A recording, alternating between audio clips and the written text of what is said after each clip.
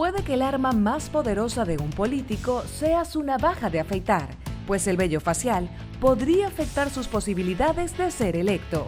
En esta edición de Efecto Naim, exploramos el poder político de los peinados, barbas y bigotes. Además, un destacado politólogo nos revela su fórmula para conseguir la paz mundial. Y viajamos del Ártico hasta los viñedos de España para conocer algunos de los más inesperados efectos del cambio climático. Esto y más a continuación.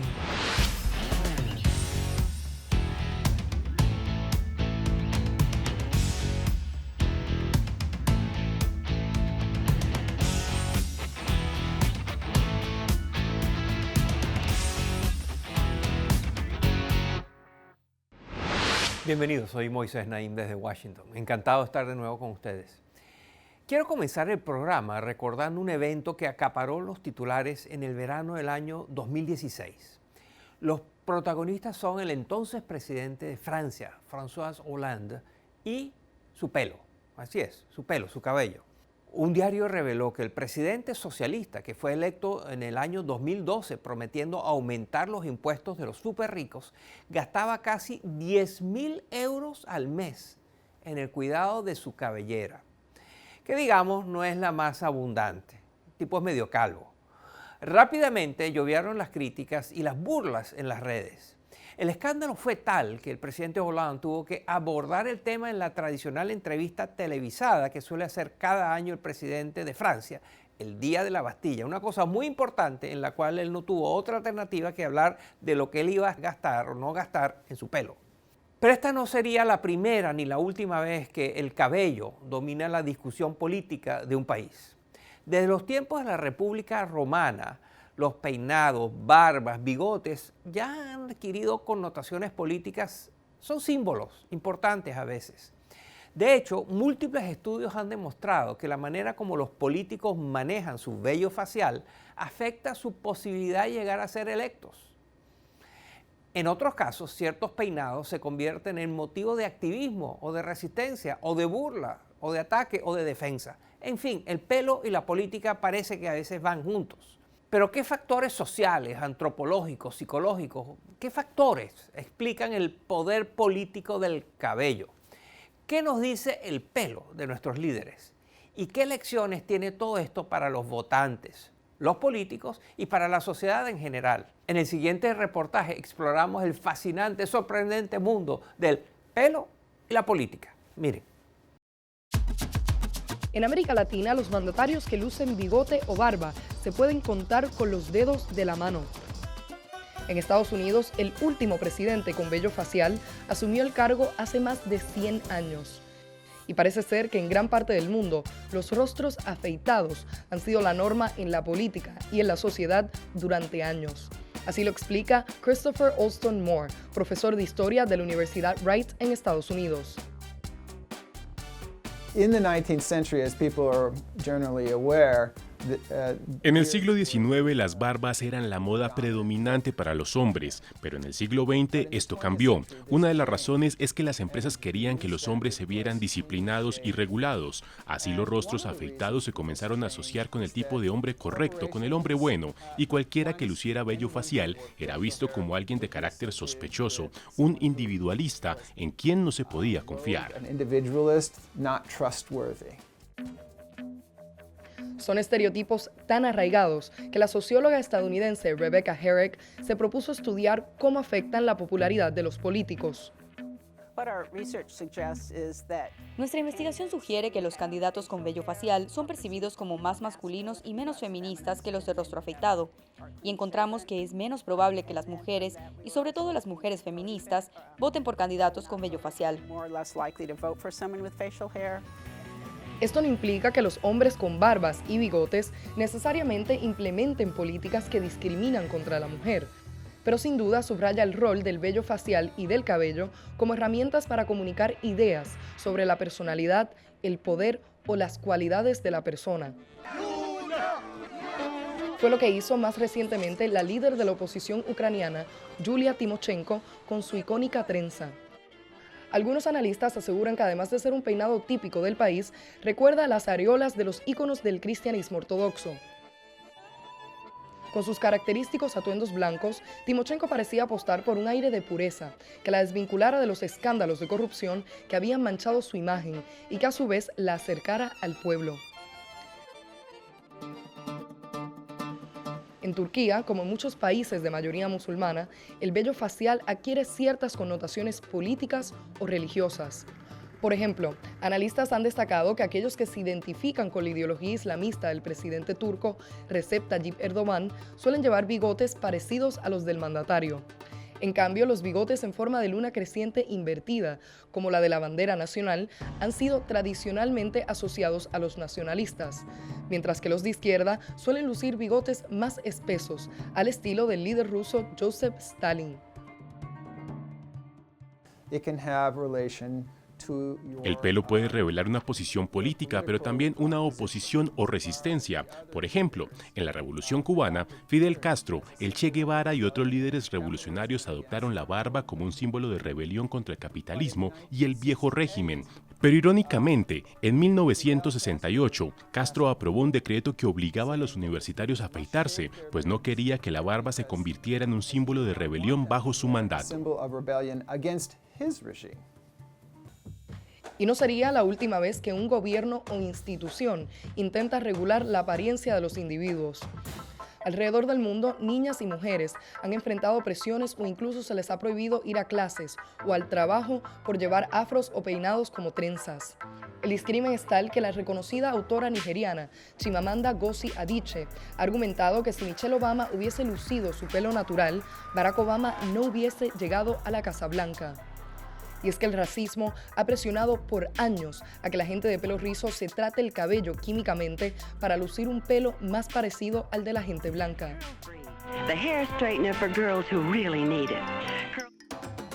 Miriam Davy es fundadora de un grupo de apoyo en Costa de Marfil que alienta a las mujeres a aceptar su pelo natural. Es lo que dicta la sociedad. La mujer moderna es representada con una cabellera larga y sedosa y nunca con cabello rizado. Y cada vez son más los que se suman a esta lucha. En Brasil, por ejemplo, todos los años se organiza la Marcha do Empoderamento Crespo. Este activismo sostenido a nivel global está teniendo impacto. En 2017, las Fuerzas Armadas de Estados Unidos derogaron una normativa que prohibía que las mujeres llevaran trenzas y otros peinados típicos de la gente afrodescendiente. Y en febrero de 2019, la ciudad de Nueva York prohibió rotundamente la discriminación por el tipo de cabello. El cabello seguramente no dejará de ser una poderosa herramienta de expresión, pero nunca debe ser motivo de exclusión ni de desigualdad de oportunidades. Tanto en el ámbito político, así como en el laboral o el escolar, deben pesar más las cualidades, los talentos y la preparación de la persona que el tamaño, color o forma de su cabellera. Para Efecto Naim, soy Alexandra Colonamil. Ya lo ve, en un peinado hay mucho más de lo que se ve a simple vista. Y al regresar a la pausa vamos a hablar con un destacado politólogo que nos va a hablar de la fórmula para conseguir ni más ni menos que la paz mundial. Así es, no se vaya, me va a interesar.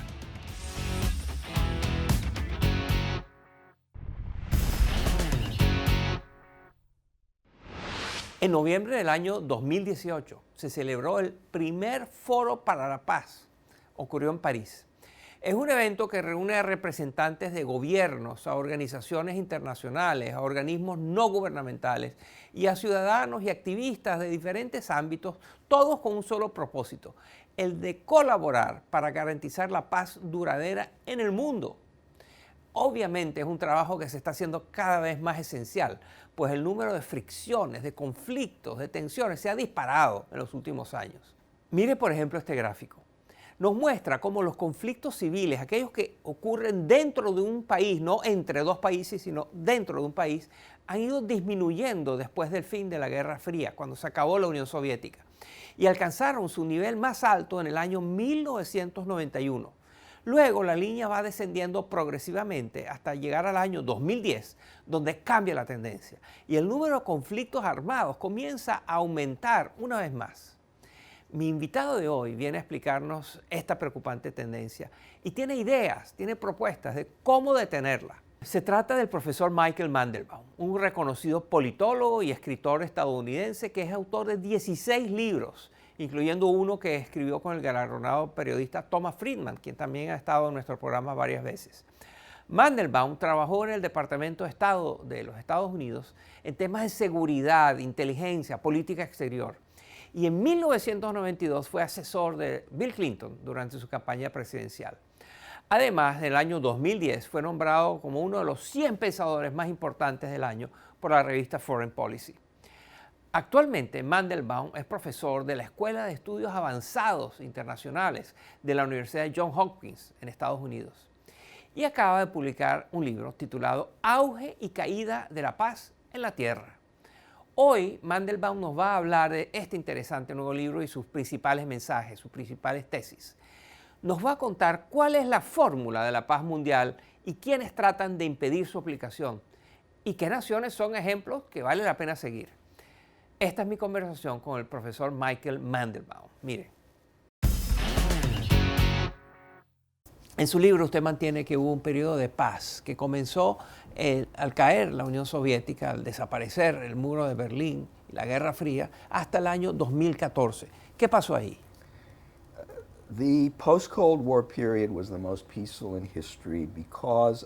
El periodo que le siguió a la Guerra Fría fue el más pacífico de la historia debido a tres características de la política internacional de la época. En primer lugar, la hegemonía benigna de Estados Unidos. Es decir, los países que querían oponerse al poder de Estados Unidos simplemente no podían hacer nada al respecto. En segundo lugar, la interdependencia económica. Esta fue la gran era de la globalización. Y como sabemos, los países que tienen lazos comerciales entre sí se rehúsan a ir a la guerra, pues esto significa pérdidas económicas. Por último, fue la era de la democracia, que por primera vez se convirtió en la forma de gobierno más poderosa y popular alrededor del mundo. Y la democracia promueve la paz de diversas maneras. Y usted mantiene que este periodo de paz, este periodo inédito de paz, terminó en el año 2014. ¿Qué pasó ese año? Usé el 2014 como punto de quiebre porque ese fue el año en el que Rusia invadió Ucrania. Por primera vez desde la década de los 30, un Estado soberano europeo cruzó la frontera de otro Estado y lo ocupó. Esta es la definición clásica de guerra, de agresión, por lo que esto marca un momento claro de ruptura. Pero también analizo a China en el este asiático y a Irán en el Medio Oriente, donde el momento decisivo no es tan claro. Usted argumenta que hay tres grandes países, potencias, que están retando a Estados Unidos, que son rivales de los Estados Unidos: China, Rusia e Irán. ¿Por qué ahora? La historia es compleja en cada caso, pero en estos tres países hay dictaduras que sentían la necesidad de generar apoyo popular, a pesar de que gobiernan a base de represión. En Rusia y China, el apoyo al gobierno había sido producto del éxito económico, pero para 2014 el panorama había comenzado a empeorar, por lo que ambos regímenes, y propongo que Irán también, decidieron fomentar un nacionalismo agresivo para mantener el apoyo de la gente. En otras palabras, quebrantaron la paz para proteger sus mandatos. ¿Usted cree que esta proliferación de rivales que está enfrentando los Estados Unidos se puede deber quizás a algún error que haya cometido los Estados Unidos reiteradamente? Creo que Estados Unidos sí ha cometido errores. El principal error ha sido con Rusia. La decisión de expandir la alianza de la OTAN hasta la frontera rusa sin incluir a Rusia hizo que la clase política y el público ruso se tornaran en contra de Occidente y de Estados Unidos. En el caso de China, creo que no había nada que pudiéramos hacer para impedir que China buscara dominar el este asiático. Y el caso de Irán ha sido similar. No había nada que pudiéramos hacer porque la República Islámica ha estado en contra de Occidente desde que llegó al poder en 1979. En el libro usted nos sorprende porque ofrece lo que usted llama una fórmula para la paz. Cuéntenos. Creo que de las tres características en la política internacional que promueven la paz, la democracia es la más poderosa. Y por democracia me refiero a elecciones libres y justas, así como a libertad económica, religiosa y política. Muchos estudios demuestran que las democracias plenas tienden a involucrarse en la guerra con menos frecuencia. Eso, por supuesto, nos obliga a preguntarnos cómo convertimos a otros países, especialmente a Rusia, Irán y China, en democracias. Porque si algo hemos aprendido en los últimos 20 años es que no puede ser desde afuera. Así que la buena noticia es que conocemos la fórmula para la paz mundial, pero la mala es que no sabemos cómo implementarla. Solo podemos esperar que la gente de esos países logre traer la democracia por sí sola. Auge y caída de la paz en la tierra, del profesor Michael Mandelbaum, el autor de una gran cantidad de libros muy influyentes y muy controversiales. Muchas gracias, profesor Mandelbaum. Thank you. No se vayan. Al regresar a la pausa les voy a hablar de los preocupantes, sorprendentes y hasta curiosos efectos que está teniendo y podría tener el cambio climático, desde un ángulo que usted no ha visto antes. Ya lo va a ver. No se vayan.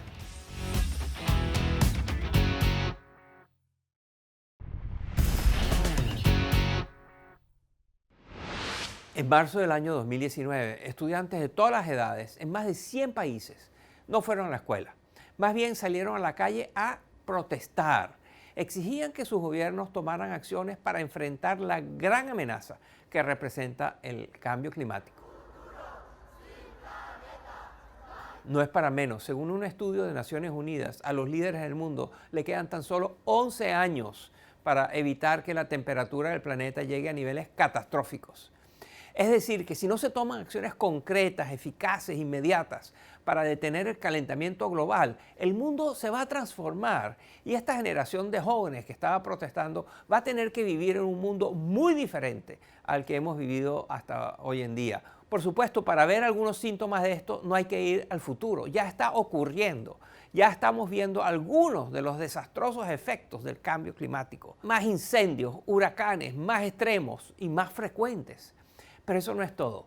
Alrededor del mundo, los científicos se han dedicado a estudiar las consecuencias de un clima que cambia tan radicalmente y han hecho descubrimientos realmente sorprendentes. Así que hoy los voy a llevar de viaje. Los voy a llevar al Ártico, a los viñedos de España, a los consultorios de médicos nefrólogos, esos que se especializan en los riñones, para ver algunos de los más inesperados, insólitos efectos del cambio climático. Miren. Es posible que los viñedos más famosos ya no se encuentren en Francia o en España, sino en China, Tasmania, Canadá o hasta en la Patagonia chilena, donde ya se cultivan uvas. Y es que el calentamiento global está acelerando el tiempo de maduración de esta fruta. Así lo explica Laurent Odegan, especialista del Instituto Francés del Viñedo y del Vino. Vemos un aumento en el grado alcohólico, menos acidez, y el problema es que la acidez favorece el equilibrio y el sabor del vino, y es importante también para el añejamiento del vino, por lo tanto es un problema.